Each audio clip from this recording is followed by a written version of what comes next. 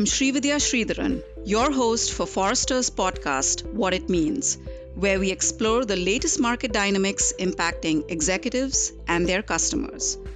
Today, we're joined by Principal Analysts Amy Hawthorne and Rick Bradbury to discuss why B2B companies need to transform their revenue processes to provide more value to customers and what that entails. Welcome, Amy and Rick. Hi, thanks for having me today. Happy to be here. Hi, glad to join. So we've talked before on this podcast on customer value, the dimensions of customer value. It's a core part of our B2B customer-obsessed growth engine and a critical part of how we think B2B companies should be growing in the future. You are taking it one step further and saying that the entire revenue process needs to change as a result of this focus on customer value. So let's start unpacking this a little bit. Tell us more. As I look at revenue and as I work with practitioners, there's one thing that really becomes crystal clear, and that is revenue processes were not built with the customer in mind. We do a lot of things for our own benefit, to optimize what we do internally, to coordinate among teams, but very little of that actually includes customer needs, customer preferences, and how we can better meet those needs throughout the life cycle of a customer's experience with us. I always think it's really interesting, Rick. We do a lot of work to understand our target market, build out our ICPs, do the persona work. We even give those personas names so that we really can relate back to them. But then when we start to build our processes, we turn back internally and start to focus on what is one group doing? How is that group being measured? How is each group contributing? And we lose sight of what we're actually trying to deliver, really trying to create value with the customer and build a relationship. So it sounds like this is a pretty holistic mindset shift. And, we can't go about this shift in a piecemeal approach. So what does it look like to incorporate customer value in marketing and sales processes? Can you break that down a little bit more for us? Sure. I think that the customer ultimately doesn't care who they're engaging with. What they're looking for is a consistent experience. They're looking to help solve a problem for their business. And we are making that more difficult. We're making it more difficult for ourselves internally, and we're making it more difficult for the customer. We each have our siloed approaches. We each have our best practices, but we're all working toward that same goal. How do we win that customer and create value? But we don't do it together. We do it in our own in our individual silos, working to create our own experience, but not knowing what those sitting to the right or the left of us are also doing. And there's a fundamental question here about serving customers, and that is customers have evolved over the years. They are more digital. The generational composition of these customers are different. Their savviness with technology and publicly available information is richer. They have changed so much in terms of preferences and practices, and we have to evolve as well. We have to move at the speed of the customer in order to really serve customers. And if they're getting value from their experience with us, we will get value that we're looking for in terms of go-to-market processes. We'll grow revenue, we'll have higher retention rates, we'll have more satisfied customers, but we have to start with that expectation of delivering value or helping customers rather attain value or achieve value from us in order to do that. Okay, so I'm thinking I'm a B2B marketer, I'm a sales leader, we talk a lot about alignment. Sounds like what you're recommending is pushing a little bit further and actually changing the focus of that conversation, changing the type of work or the mindset and the culture. So let's dig into that a little bit. What type of changes are we really talking about here? A couple of big changes. I think you've said it a time or two, but the mindset change is the first biggest adjustment. It's about how are we achieving and attaining and delivering that customer value versus measuring ourselves internally. So changing the vision for how we see us delivering that, changing the focus internally so that we are focused on that customer instead of ourselves.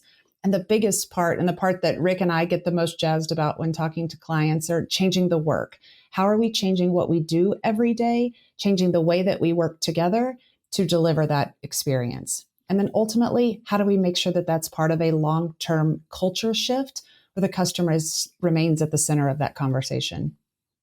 So let's start with the changing the focus part of it. What does that mean in terms of new acquisition processes, new types of revenue processes? Like, what does that really look from a tactical standpoint?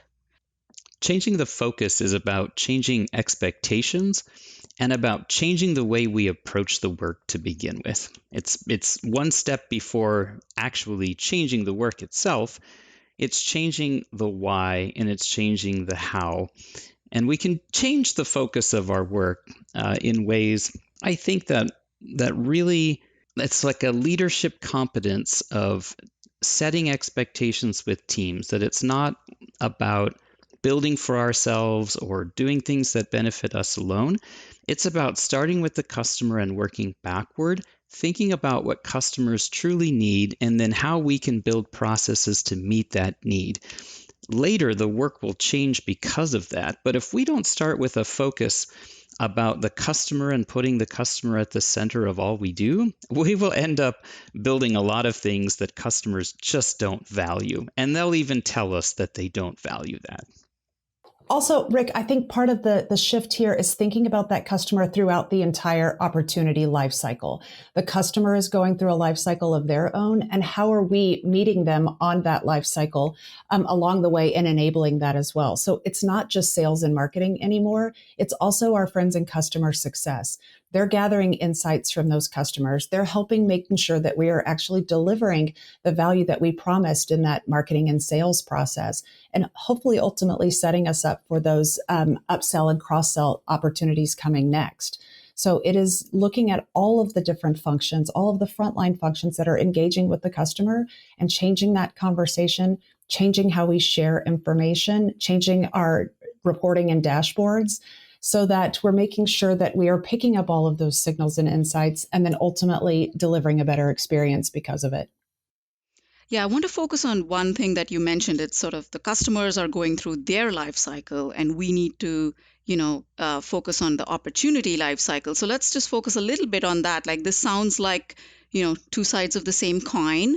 How does that manifest itself in terms of the work? You mentioned dashboards, reports, processes have to change, but what is the type of work that internally marketing leaders, sales teams, customer success teams, what is the type of work that they have to change?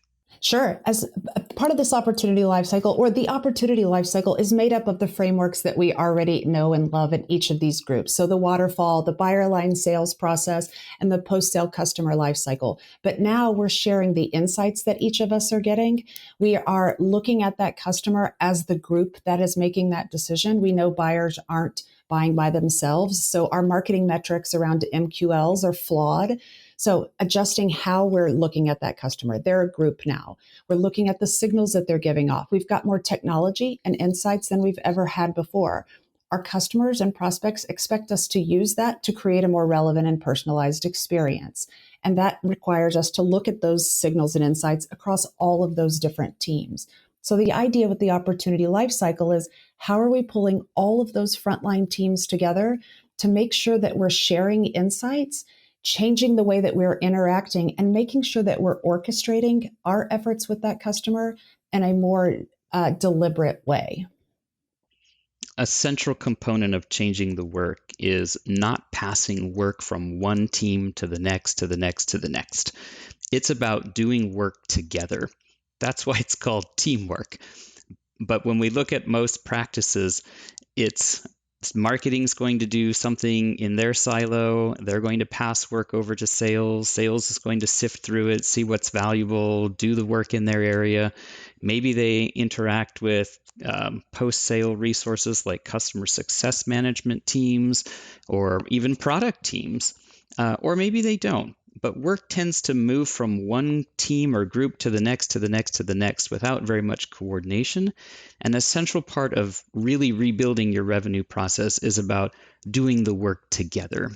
That's what we describe in cadences and councils and governance structures that allow cross-functional teams to come together and do work together and achieve things together. It's more accountable, it's more transparent, and it's a little bit harder because teamwork and whatnot, it doesn't always come naturally. But doing work together and not passing it from group to group is a central part of changing the work and being customer centric.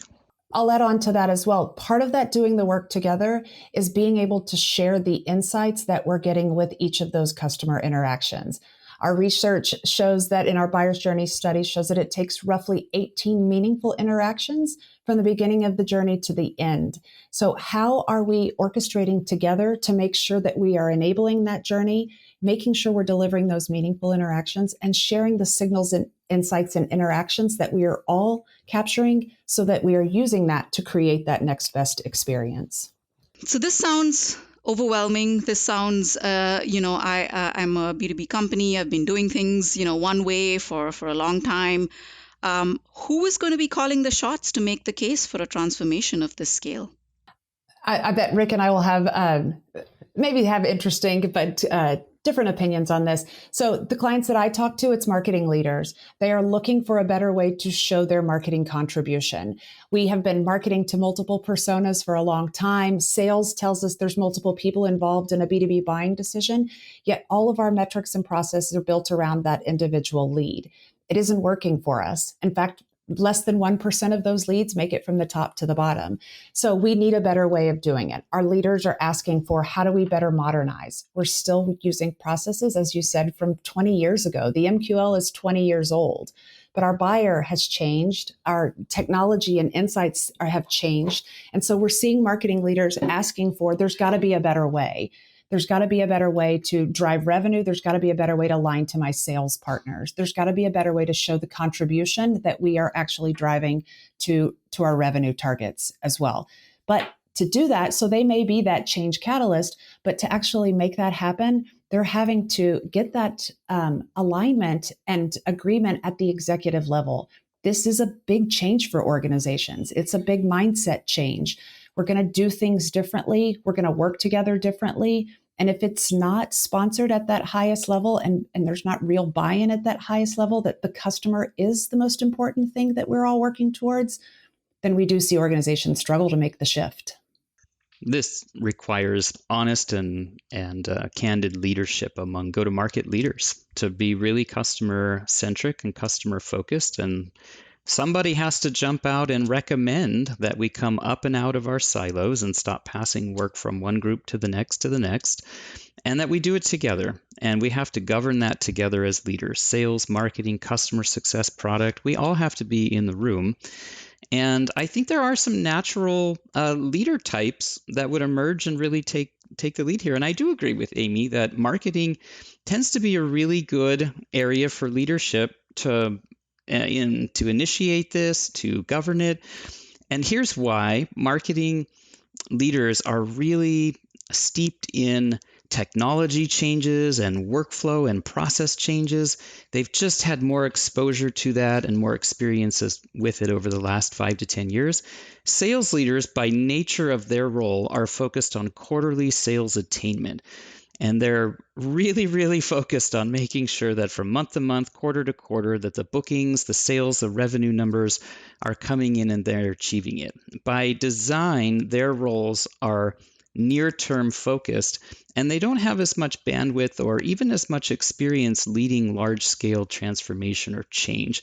And so sales leaders are vital to be in the room, but they tend not to be the leader types that would necessarily lead this. And I think a last note on that, and Shri, your question is a really good one. Who does lead this? I think that's one of the reasons why we're seeing growth in C-level roles that go above functions. Chief revenue officers, chief growth officers, chief customer officers. These are leaders and roles that are designed to have cross-functional leadership over sales and marketing or customer success, to bring these organizations together, to define new processes, to run tech stacks in new and better ways, and to make sure that the skills and development of the staff is really focused on what customers need. That's the way to scale and grow. And I think that's the type of leadership model that we'll see. So I want to go back to the third piece of this, which is change the culture. It sounds like, okay, technology check, process check, but the hardest part of this is going to be the soft stuff. The hard stuff is the soft stuff, which is culture. Talk a little bit about what does this culture change look like? Every good culture has established behaviors and norms and practices. And when we institute cultural change, we have to institute behavioral change at the same time. We have to change what we measure. We have to change the types of meetings we have, or what we do in those meetings, or how we communicate with each other. That's not easy, and it takes a lot of time.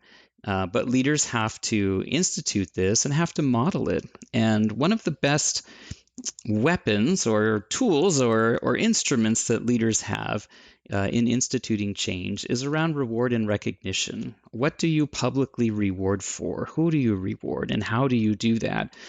A lot of team members will sit and watch and observe and hear the messages, but they will be slow to actually take action.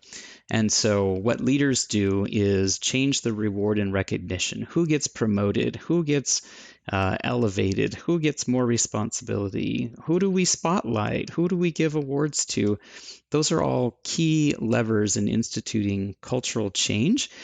And other behaviors that we need to be doing is looking at customer data. If we're not having meetings where we review customer data more than internal data, then we're probably not biting off the type of cultural change we need to make a revenue transformation. Those would be a couple tips that I would offer to the listening audience today. Rick, to add on to that, I think that the organizations that we see really taking this on are getting comfortable having uncomfortable conversations. So uncomfortable conversations cross-functionally with each other. And it's not about the people doing the jobs, it's about the processes that need to change. And so those that are willing to embrace the uncomfortable conversations on a more regular basis are changing their business for the positive. They are moving more towards being customer obsessed. They are building true alignment and aren't just shaking hands and saying, yeah, we're aligned because we like each other. And so I think you mentioned councils. We see Reltio, one of the companies that we highlighted at Summit last year, just having a steady cadence of regular cross-functional meetings looking at, and at different levels, what are the outcome metrics that we're looking for, and what are we doing day to day that we can continue to optimize? And they'll tell us those conversations can be uncomfortable, but they're all better after it, and they get to a better place and deliver a better experience for their customer by having those conversations. So back to the soft skills, sometimes it's having uncomfortable conversations and ultimately know that and aligning on we're working better together for that customer. CEOs and boards aren't likely to give a lot of hands-on guidance to leaders on how to do this. So you have to lead it. Leaders have to initiate this change, work together, and make the case for doing things differently. That's really at the heart of it. And a lot of leaders, even at the very senior level, they sit and they wait for permission to do something different. But it's not about permission to do something different. It's really about empowerment to do something better. That's how we transform revenue. That's how we get to be more customer centric. That's how we grow and scale and attain the type of revenue profile as a company that we're really looking for.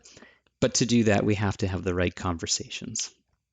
So, Amy, you started talking about some bright spots in companies doing this. Are we seeing Amy and Rick? Are we seeing companies starting on this journey at the scale that you're describing, or is this brand new territory? I mean, are they going about this incrementally?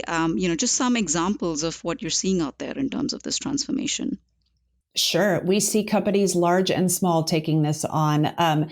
Again, marketers looking for a better way to show their contribution. And so looking at the insights they're able to gather, so the signals that I mentioned, and really starting to connect those with what do those buying groups look like, and how are we then prioritizing the right messaging and the right people.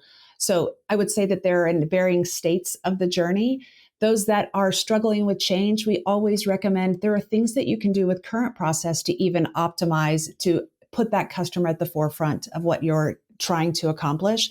But many of them are taking on the bigger shifts of, we want to forget how we've been doing it the last 10 years. We know the customer has changed. We want a better way. And we're looking for how we create that ideal experience for customers. So I would say that we've got a good deal of customers that are on that journey. It's not new, but the change that it requires is new and taking longer, I would say, than some probably expect.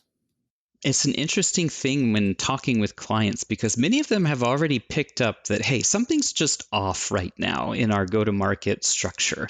Something's not really working. And they are really, really good, I think, at identifying the symptoms of what's happening. But when we ask about root causes, I think the conversation really breaks down quickly at that point.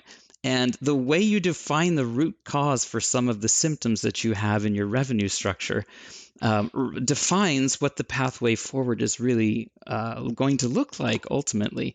And so yesterday I had a conversation with a C-level leader, and she said, Rick, our go-to-market process is just broken. It's just broken.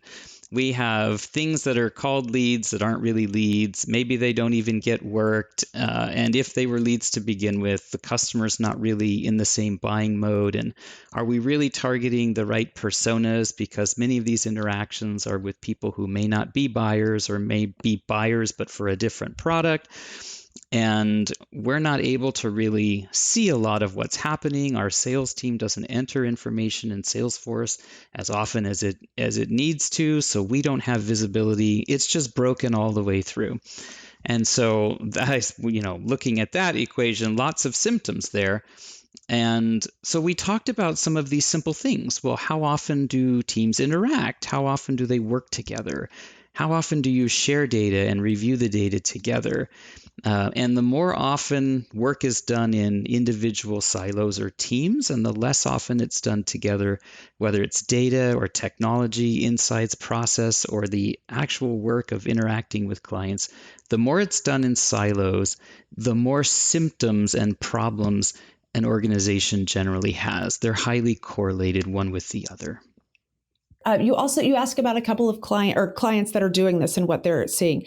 I'll share some of the early kind of leading indicators or KPIs that we're seeing. Organizations that are making this shift to better align to each other and to the customer are seeing 2 to 4x higher conversion rates than doing things they were yesterday or how they were in their leads-based processes.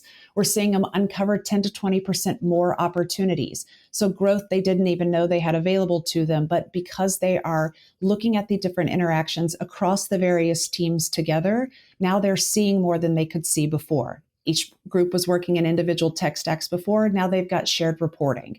So they're uncovering new opportunities as well. We've got an organization that used to say they were ABX focused. They didn't want to call it account-based marketing or account-based sales. And now they call their collective teams, marketing, sales, and customer success, their go-to-market team. So they refer to everything as we are a single go-to-market team. We each have different roles. We each have different expectations on delivery, but we are one team now. And so by just, again, changing the conversation, changing the how they interact with each other, changing their overarching name, it's created a better internal experience, and they're seeing exponential revenue growth with that as well. These are some great bright spots. I'm so excited for B2B Summit. You both will be keynoting, and I'm hoping that we will make our audience uncomfortable in a good way by posing some of these questions and giving them ways to, get started on this transformation. So is there anything else that you want to tee up for our listeners and future attendees of B2B Summit coming up in May? Yes, for those attending, please do come. In the keynote, we'll be showing how to do the work, examples of what to do, how to do it, how to make some changes, and what are some quick wins that you can do to tackle this quickly and drive results quickly without having to endure all of the enterprise pain that you would otherwise have to do with big transformation projects. And I'd say we look forward to seeing you at Summit, but you can also start having some of these conversations now, looking at your current state, looking at your processes, and really asking yourselves the hard questions of, are we doing this for us? Are we doing this to bring value to the customer? And then we look forward to seeing you in May to help you sort out how you can change the way you work to actually deliver that value. That's awesome. Thank you, Amy. Thank you, Rick, for joining us today. This has been a great conversation, and upward and onward to Summit. looking forward to it. Thanks for having me. Thanks so much. This has been a great conversation. If you like what you heard today, check out our agenda at Forrester's B2B Summit North America, which includes over 100 analyst-led sessions filled with insights to drive B2B marketing sales and product success. Learn more at forr.com/summit24. That's forr.com/summit24. Thanks for listening.